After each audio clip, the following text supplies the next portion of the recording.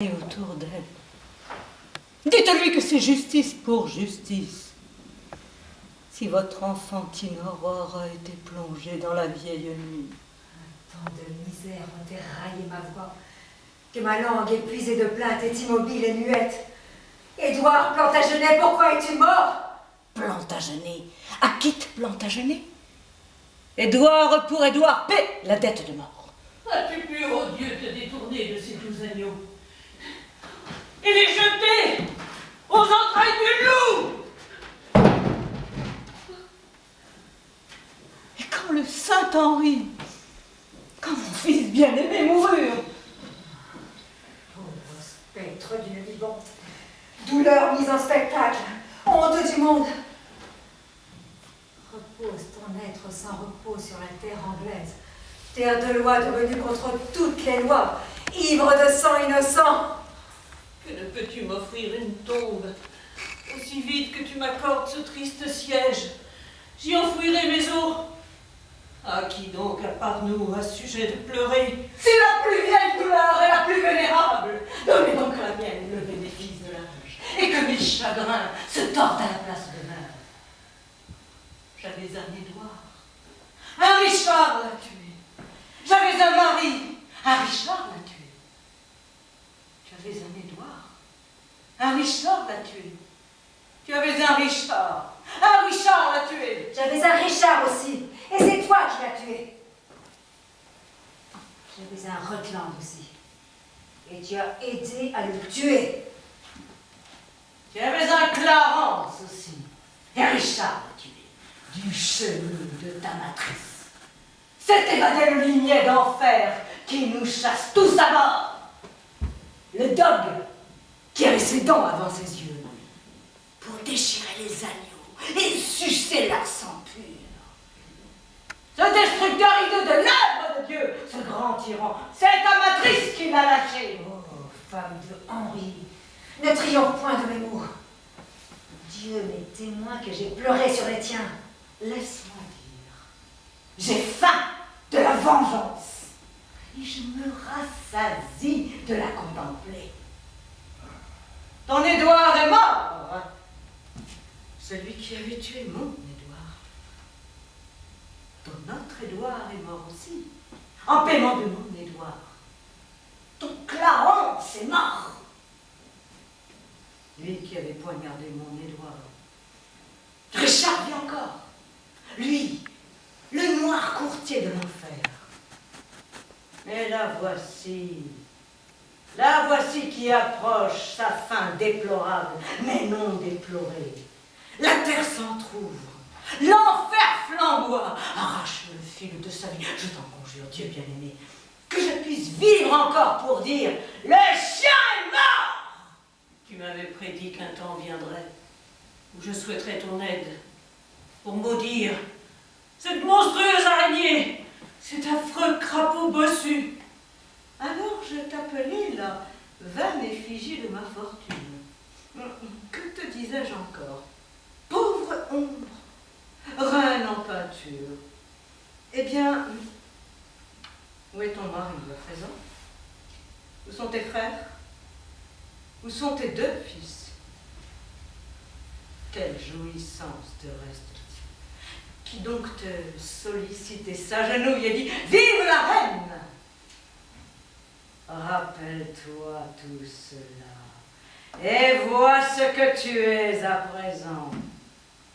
Ton cou superbe porte maintenant la moitié de mon joug.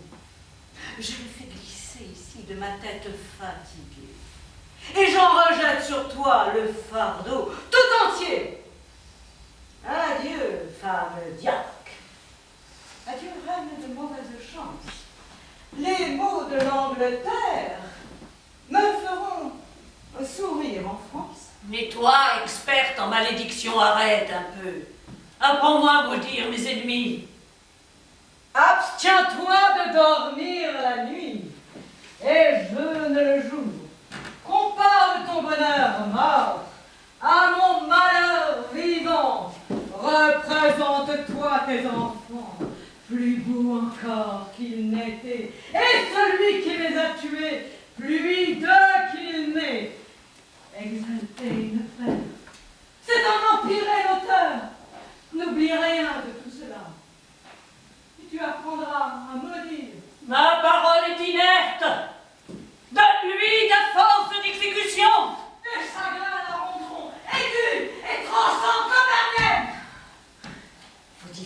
que la calamité soit si verbeuse.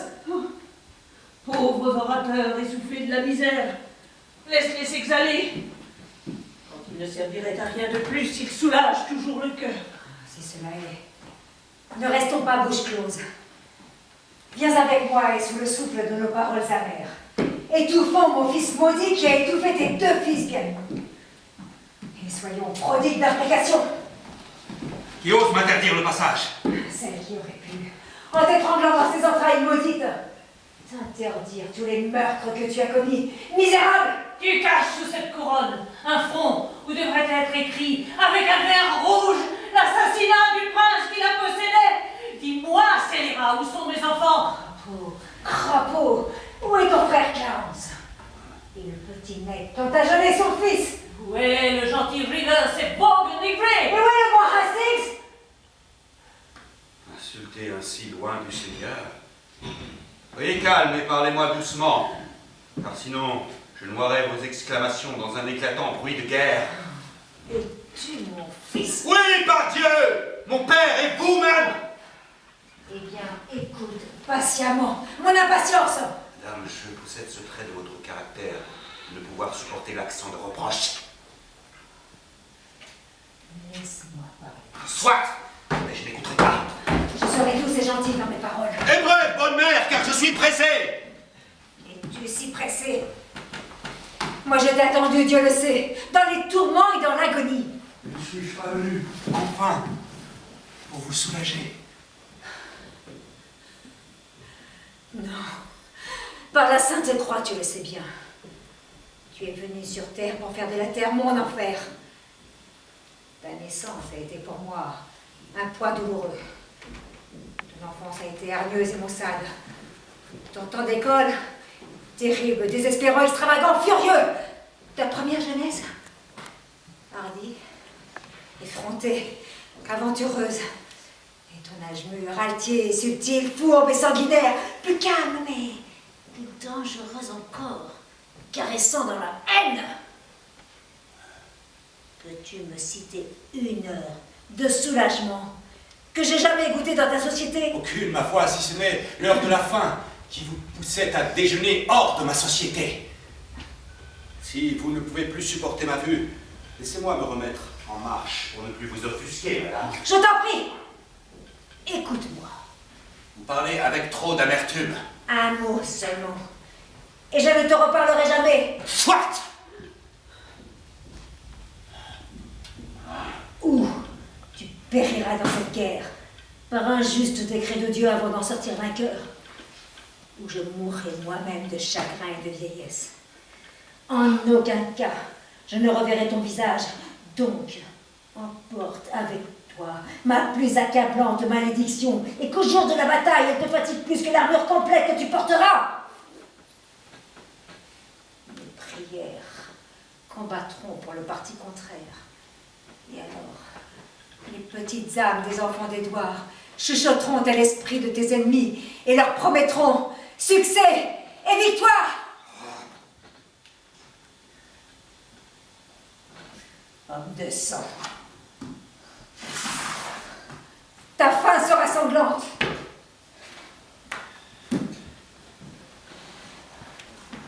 Et l'infamie qui a servi ta vie accompagnera ta mort.